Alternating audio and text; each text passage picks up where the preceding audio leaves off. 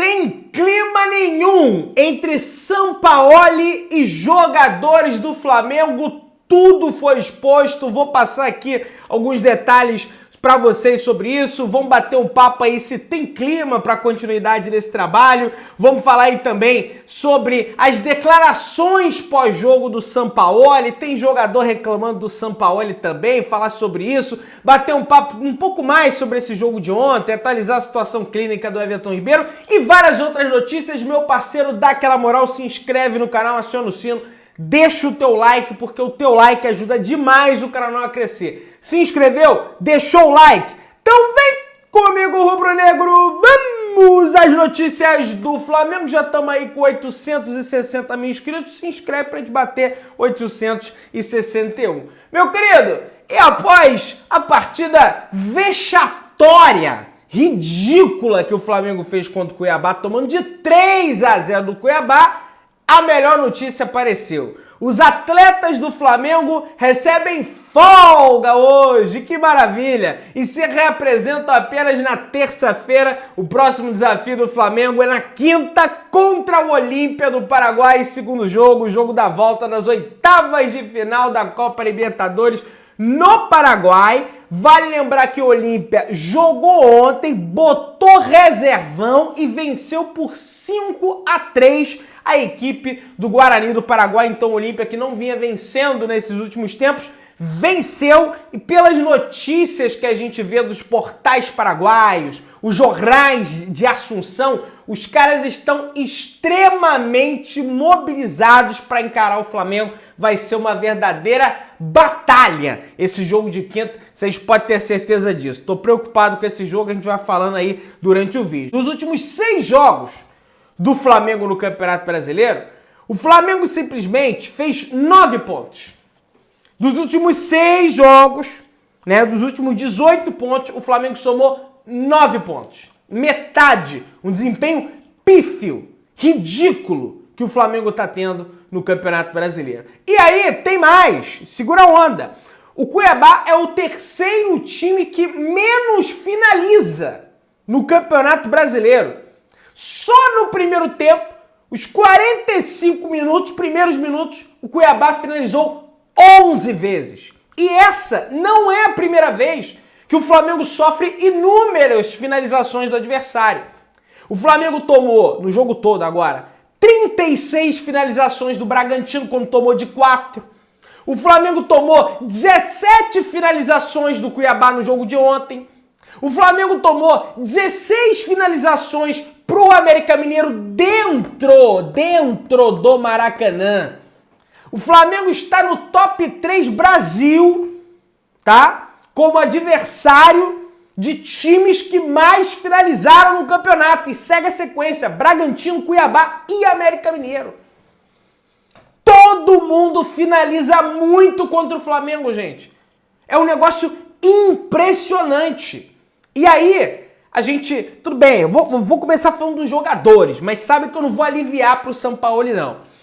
O Flamengo simplesmente gastou 88 milhões de reais com o Everton Cebolinha. E o Everton Cebolinha no Flamengo, ele não consegue ser melhor nem que o Vitinho. E olha que a torcida do Flamengo, rapaz, o Vitinho para a torcida do Flamengo é o pior jogador do mundo.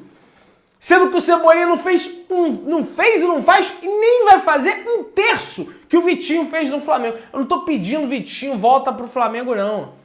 Eu só tô destacando para vocês que o Cebolinha no Flamengo é patético. É uma contratação terrível que o Flamengo fez. E aí o Gerson, que havia melhorado com o Sampaoli vindo pro Flamengo, com o retorno do Sampaoli para a carreira dele, a gente enaltecia, o Sampaoli sabe usar o Gerson, porque trabalhou com ele lá no Olympique de Marseille. Gente, o Gerson sem a bola não tem temeridade. O cara não marca ninguém. É o famoso Gersono que tinha lá, que era o apelido dele lá quando ele jogava no Fluminense. Ele não marca ninguém. Não cria nada como meia. Ele só funciona como meia quando tem o De Arrascaeta e Everton Ribeiro junto com ele. Se não tem, não funciona. E sem a bola é pior ainda. Ele só consegue não ser pior sem a bola do que o Pedro, que continua andando dentro de campo. Muita gente não entendeu a crítica que eu fiz ao Pedro. Ah, Pedrão, mas o Pedro também não recebeu nenhuma bola, mas eu não estou falando do jogo com a bola. Eu estou falando do jogo sem a bola. Ele não coloca o zagueiro, a saída de bola. Vocês viram o que o Cuiabá fez com a saída de bola do Flamengo? Eles colocaram a saída de bola do Flamengo de uma forma desconfortável, pressionando. O Pedro nunca fez, o Pedro não faz e nem nunca vai fazer isso, porque eu achei que ia mudar o comportamento dele diante do Cuiabá. E não mudou. E não mudou. E aí, por mais que esse jogador que eu vou dizer agora, ele foi meio afoito alguns lances do jogo, por incrível que pareça, um dos menos piores desse jogo contra o Cuiabá foi o Luiz Araújo, que arriscou um chute, tentou alguma... Ele erra. Eu até critiquei um pouco ele, porque eu sinto que ele tá meio fora de ritmo ainda, né? Parece que ele tá ainda achando que o futebol brasileiro é a Major League Soccer, aquele futebol mais lento. Não é o futebol brasileiro hoje, é um futebol bem rápido, ele tem que estar ligado o tempo todo no 220, mas acho que com o tempo ele vai adquirindo, né, esse jogo mais rápido, né, de receber a bola, tocar e não parar, pensar, olhar. Mas ele foi bem, sobretudo no segundo tempo. No segundo tempo ele foi um dos que salvaram desse time do Flamengo aí. E o Alan, hein? Meus amigos? Ah, Pedrão, mas o Alan tá sem ritmo de jogo. Mas o Alan aqui, mas gente, a postura do Alan no gol do Cuiabá foi horrorosa. O cara passando dele como se ele não fosse nada, sabe? Um negócio assim, o Pulgar faz muita falta pro Flamengo, gente. O pessoal tá esquecendo do Pulgar. Ah, veio o Alan, o Pulgar faz muita falta pra esse time do Flamengo. Mas ok, vou ter essa paciência com o Alan, entendeu? Porque ele chegou, tudo bem, tá assim, mas vou ter essa paciência, porque vamos lembrar que com o Pulgar foi a mesma coisa. Já chegamos, já falando que não servia, coisa e tal. E aí acabou que ele melhorou, enfim. Vamos ver se ele melhora aí. Espero eu que melhore, tá? Porque do jeito que ele tá jogando, tá uma coisa terrível. E aí, gente, eu vou entrar aqui agora no mérito do treinador, tá?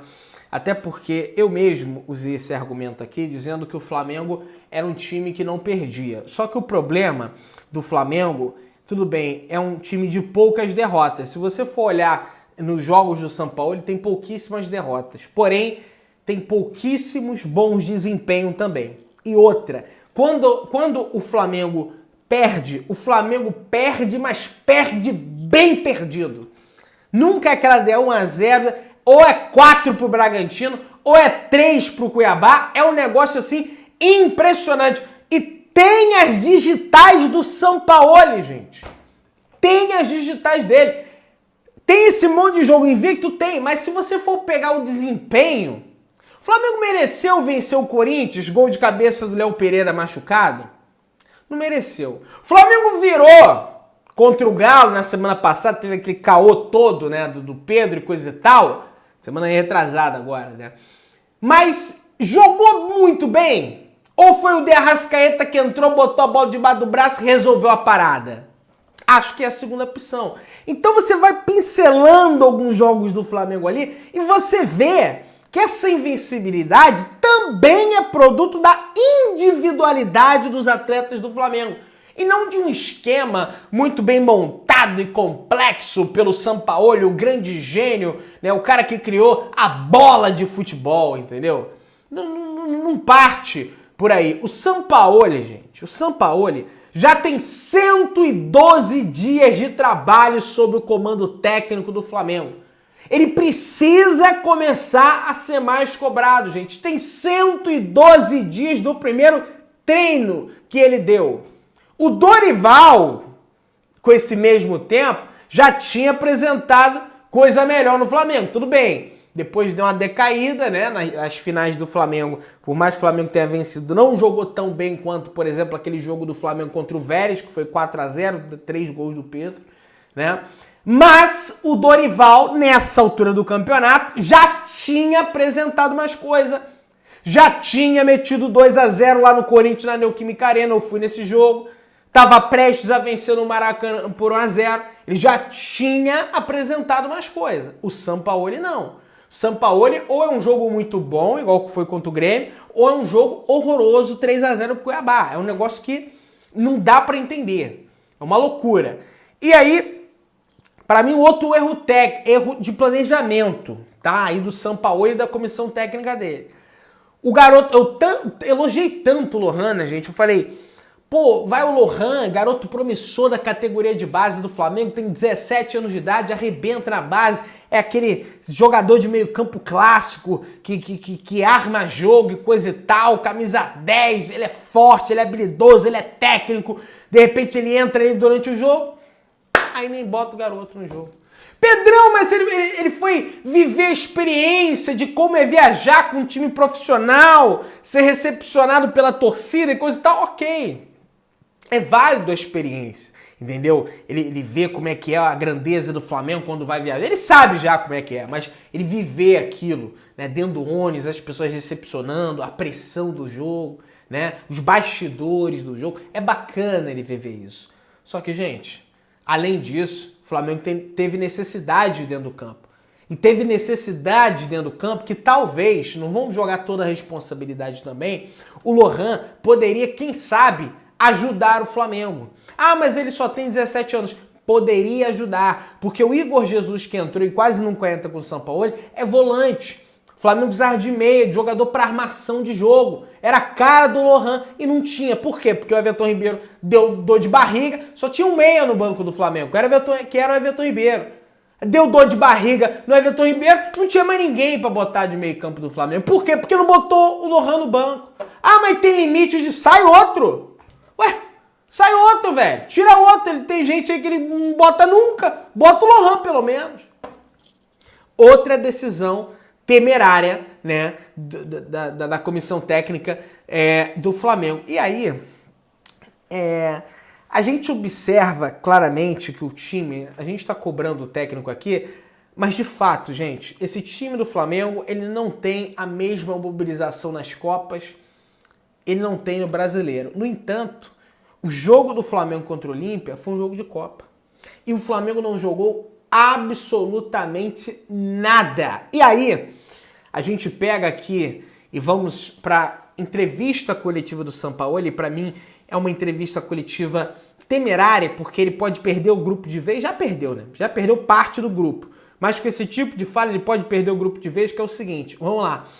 Acho que foi o Rafael De Angeli, grande, cracaço repórter da TV Globo, fez uma pergunta para o Sampaoli sobre a questão do aspecto das Copas. Se o time...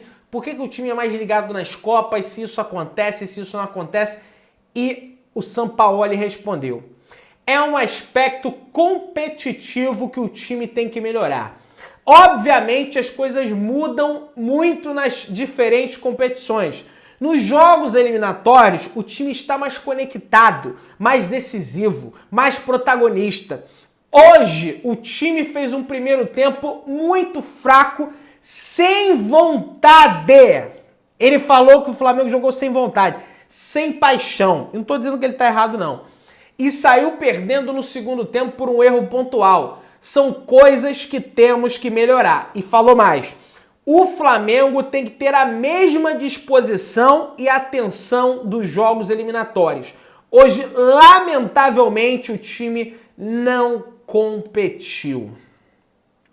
Segura a onda que eu vou passar informação. Vamos para mais falas do Sampaoli. Sobre o Brasileirão, Sampaoli falando. Eu fico ilusionado com o Brasileirão. Para mim é o torneio mais importante. O torneio, nas 2 vezes, estive muito perto. É minha competição preferida. Tem que mudar rápido a cabeça dos jogadores. Prestou atenção? Tem que mudar rápido a cabeça dos jogadores. Não podemos demorar a prestar atenção. Outro ponto. Primeiro, ele fala que o time jogou sem vontade. E segundo, ele fala que tem que mudar a cabeça dos jogadores. E aí, o Ayrton Lucas, ele vem para a entrevista pós-jogo e diz o seguinte, olha só, presta atenção. Fico triste pela opção do treinador, mas a gente respeita. Gente, esse tipo de declaração que do Ayrton Lucas pode passar batido de muita gente. Mas esse tipo de declaração é sintomática. Porque um jogador só dá esse tipo de declaração quando ele tem adesão de outros companheiros. Porque o jogador sabe, se tal treinador tem um respaldo do elenco, o próprio elenco depois vai chegar no vestiário para ele e vai repreender ele, vai falar, pô, tá jogando contra o time, cara. Como é que tu me dá uma declaração dessa? No dia seguinte vai ser um monte de repercussão em cima dessa tua fala, pô, tu quer ferrar com o ambiente, coisa e tal. Agora, quando o ambiente já está ferrado, quando a maior parte dos jogadores do elenco está insatisfeita com o técnico, o jogador tem o conforto de vir numa entrevista pós-jogo e falar esse tipo de coisa. Que ele não gostou da substituição. O próprio João Guilherme falou isso no canal dele.